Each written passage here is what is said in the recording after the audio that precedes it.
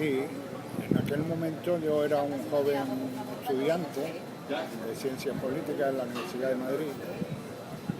Había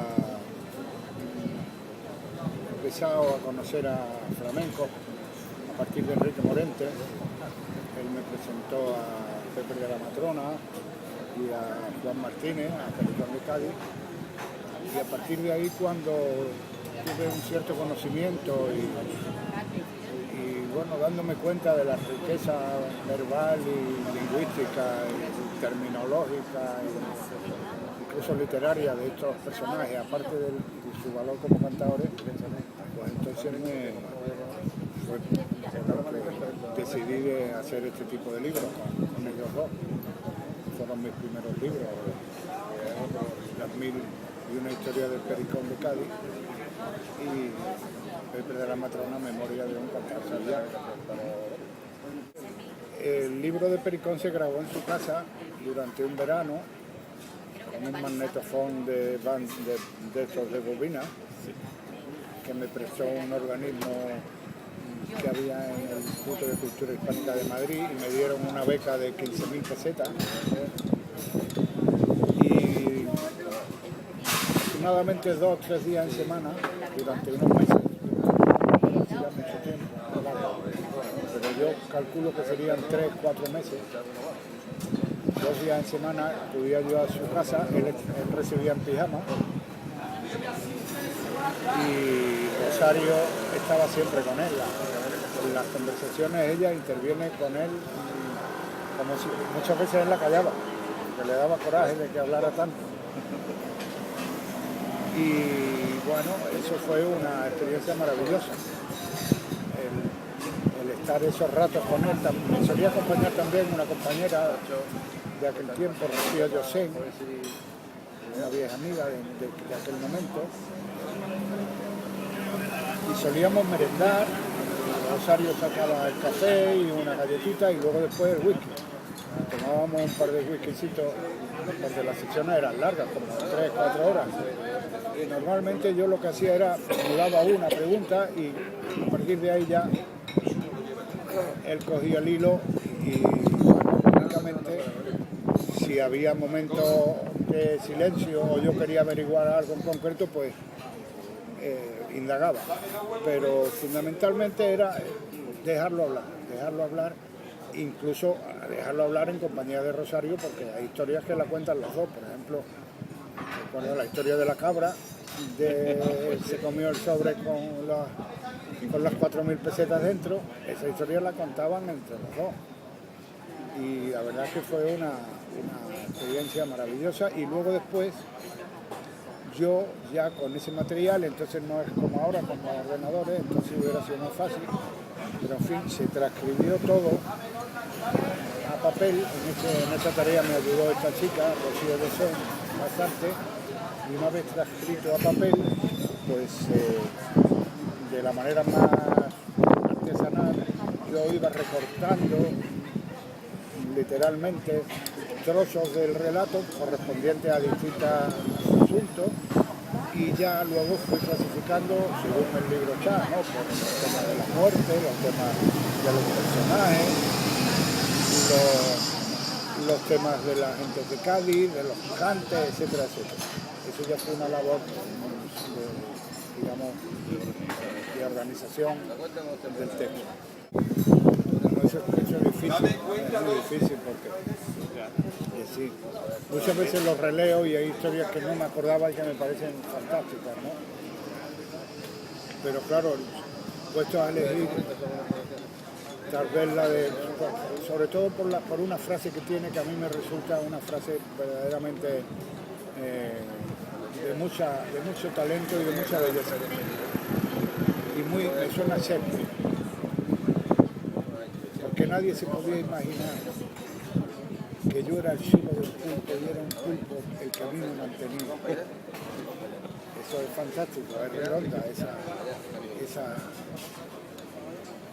esa frase, ¿no? Y esa situación del pulpo que le recogía los tesoros del fondo del mar. Para mí es tal vez la más... Y luego como acaba, ¿no?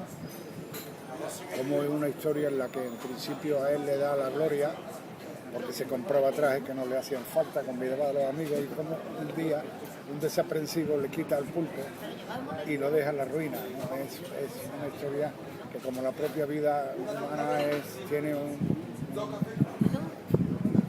rayo de felicidad, pero luego viene la mala suerte y lo fulmina. Mangoli, que ruina más buscado, que ruina.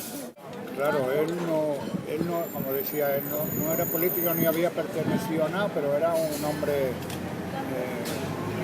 bravo y bondadoso, era un hombre generoso y era un hombre inteligente y sensible, ¿no?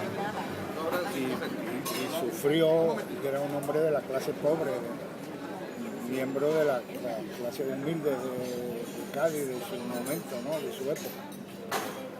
Y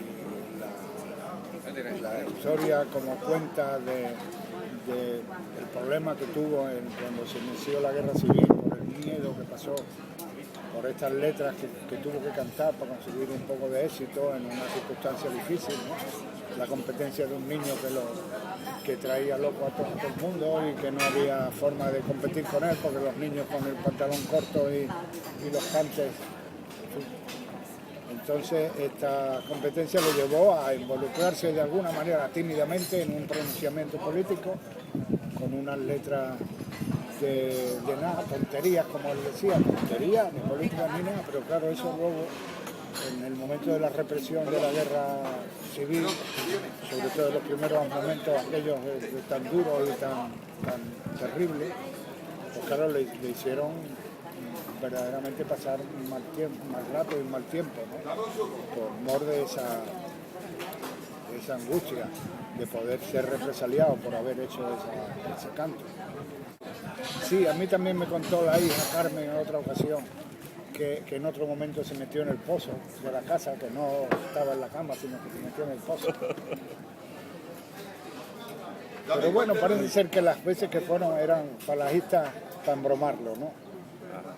Que no estaba, sabían, los fascistas sabían que no era un hombre político y tampoco se había destacado de una manera entre el bando republicano, con lo cual sabían que era un hombre inofensivo. Y yo creo que más bien, por lo que me contó alguna vez Carmen en Cádiz, y tal vez Rosario también, que las veces que fueron a su casa a molestarlo era un poco por un humor de risa, ¿no? Un humor muy negro y muy triste y muy penoso, pero que no es que fueran especialmente a hacerle daño, sino a verle la cara de miedo y a reírse con eso.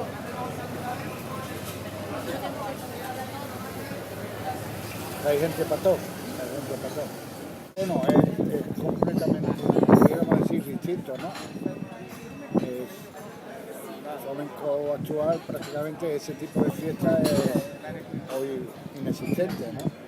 Algunos artistas que les gusta, son aficionados, se acuerdan de ese momento y aunque no sea de manera profesional, quiere decir cobrando, se meten en fiesta y la disfrutan y la practican, pero para ellos, no de manera profesional como en aquella época.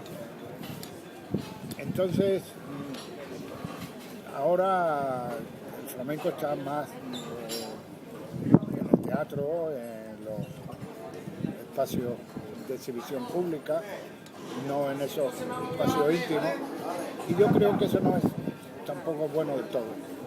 Yo creo que habría que conservar de alguna manera las dos fórmulas en las que el flamenco se generó y se desarrolló, el hacerse en un sitio, en un espacio amplio, en un teatro, en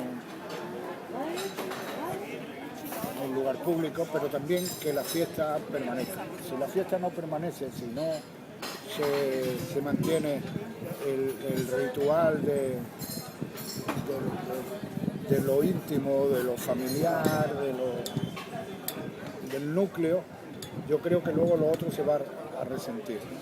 Pero en fin, de momento no hay, yo creo, tampoco, digamos, visos de que el flamenco corra peligro de desaparecer, muy al contrario, hay muy buenos artistas, jóvenes, en todos los campos, ¿no? En el cante, en el baile y en el toque, y por lo tanto yo confío en que el flamenco tenga larga vida. Y además, una cosa muy importante, y es que lo mismo que ocurría entonces, el flamenco tiene la garantía de que interesó entonces, antes de entonces incluso, y ahora, a un público extranjero, estadounidense, brasileño, japonés, francés, europeo, americano, que es el más fiel amante de la causa flamenca, ¿no? Y mientras siga ese público atento, yo creo que el flamenco seguirá vivo.